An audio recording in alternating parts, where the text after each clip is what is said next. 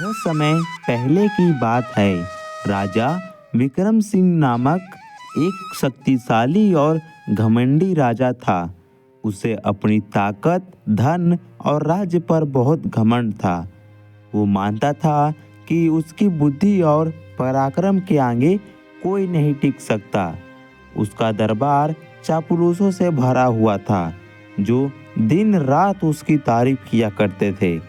एक दिन राजा ने दरबार में घोषणा की, क्या इस राज्य में कोई है जो मुझसे ज्यादा बुद्धिमान हो? अगर कोई है तो आए और मुझे पराजित करके दिखाए। राजा की इस चुनौती से पूरे राज्य में हलचल मच गई। कई विद्वान आए, लेकिन राजा ने सभी को अपने तरीके से हरा दिया। उसी राज्य के एक छोटे से गांव शिवपुर में एक विद्वान संत रहते थे। वो बहुत ज्ञानी और विनम्र थे। जब उन्होंने राजा की घमंड भरी चुनौती के बारे में सुना, तो उन्होंने सोचा, राजा को अहंकार ने अंधा कर दिया है। उसे सच्ची महानता का अर्थ समझाना होगा। संत पैदल ही गांव से राजधानी की ओर चल पड़े। रास्ते में कई छोटे छोटे गांव आए। चलते चलते संत एक छोटे से गांव में पहुंचे। वहां एक बूढ़ा आदमी अपने बेटे के साथ बैठा था। वो बहुत दुखी लग रहा था। अरे क्या हुआ भाई, इतना उदास क्यों हो? बाबा, राजा ने हमारे गांव पर भारी कर लगा दिया है। मेरे बेटे के पास कुछ अनाज था, लेकिन सिपाहियों ने उसे भी जबरदस्ती छीन लिया। अब हमारे पास खाने के लिए कुछ नहीं बचा है। हे भगवान, ये राजा तो घमंड के अंधकार में इतना प्रजा के ऊपर जुल्म कर रहा है। आखिर एक राजा की प्रजा भूखी हो तो वो कैसे महान हो सकता है? संत आगे बढ़े और दूसरे गांव में पहुंचे।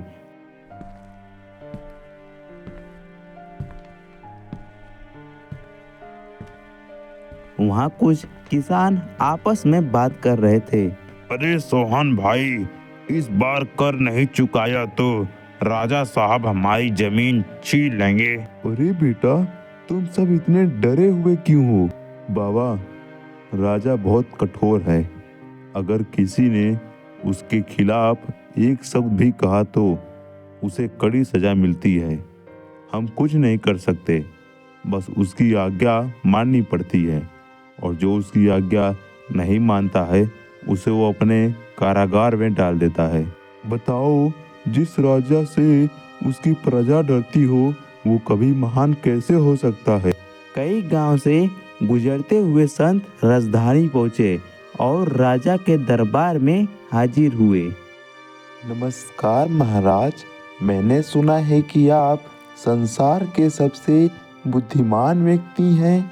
आपसे कोई भी प्रश्न पूछा जाता है तो आप उसका उत्तर दे देते हो, क्योंकि आप सबसे बुद्धिमान हो। क्या यह सत्य है? सिर्फ सुना ही नहीं, तुम चाहो तो आजमा कर देख भी सकते हो। अभी तक कोई मुझे हरा नहीं सका। महाराज, आपको आप पर इतना ही विश्वास है तो आप मेरे 3 प्रश्नों का जवाब दे सकते हैं। क्या मैं आपसे 3 प्रश्न पूछ सकता हूँ? हाँ, क्यों नहीं, बेशक पूछिए। तो महाराज, आपसे आपका सबसे पहला प्रश्न पूछता हूँ। देखते हैं आप कितना शक्तिशाली और बुद्धिमान हैं। तो महाराज, मेरा पहला प्रश्न यह है कि सबसे शक्तिशाली चीज क्या है? ये तो बड़ी ही दुविधा का सवाल है, लेकिन इसका भी उत्तर मैं जानता हूँ। इसका उत्तर है तलवार। तलवार के बल पर ही राजाओं का शासन चलता है।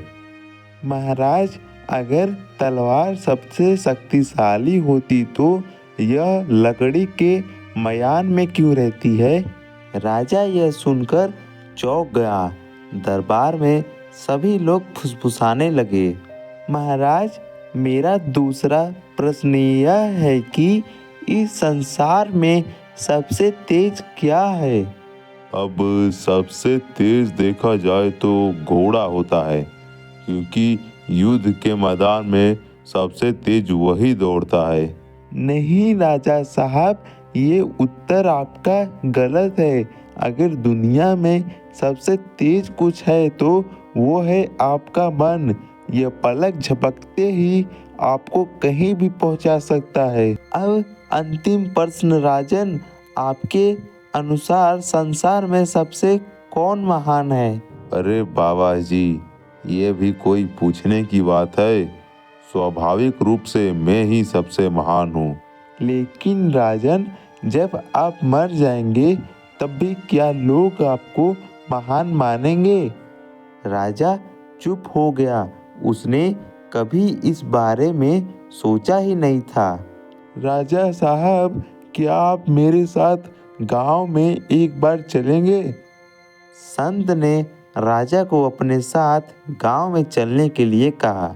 राजा गांव में जाने के लिए तैयार हो गए। राजा जब गांव में गए तो उसने देखा कि उसकी प्रजा कितनी दुखी है। भूख, गरीबी और डर से लोग त्रस्त थे। राजा को अपनी भूल का एहसास हुआ। उसने तुरंत अपने मंत्रियों से कहा, मंत्री, कर को घटाया जाए और हर गरीब को अनाज दिया जाए। लेकिन उसे लगा कि यह काफ़ी नहीं है। उसे अपनी प्रजा से माफ़ी मांगनी चाहिए। राजा सबसे पहले उस बूढ़े आदमी के पास गया जिसका उसने अनाज छीना था। बाबा, मैंने तुम्हारे साथ अन्याय किया है, मुझे क्षमा करो। यह रहा तुम्हारा अनाज और मैं वचन देता हूँ कि अब से किसी गरीब का अन्न नहीं छीना जाएगा। मैंने हमेशा तुम्हें आदेश दिया, लेकिन कभी तुम्हारी परेशानियों को नहीं सुना। मैं वचन देता हूँ कि अब मैं तुम्हारा राजा नहीं, तुम्हारा सेवक बनकर रहूँगा। कृपया मुझे क्षमा करो। गांव वाले चौंक गए। एक बुजुर्ग किसान बोला, महाराज, हमें आपसे कोई शिकायत नहीं है, बस हमें अन्याय चाहिए। अगर आप सच में बदल चुके हैं तो हम आपको क्षमा करते हैं। समय बीता और राजा विक्रम सिंह का राज्य समृद्ध और खुशहाल हो गया। अब लोग राजा से डरते नहीं थे, बल्कि उनका सम्मान करते थे। संत ने ये सब देखा और मुस्कुराकर कहा, अब तुम सच में एक महान राजा बन गए हो। राजा ने सिर झुकाकर कहा, महात्मा, पहले मैं शक्ति को ही सब कुछ मानता था, पर आज मुझे समझ में आ गया कि सच्चा राजा वही होता है जो प्रेम और न्याय से राज करे। सच्ची महानता ताकत में नहीं, बल्कि अपनी गलतियों को स्वीकार करने और उन्हें सुधारने में होती है।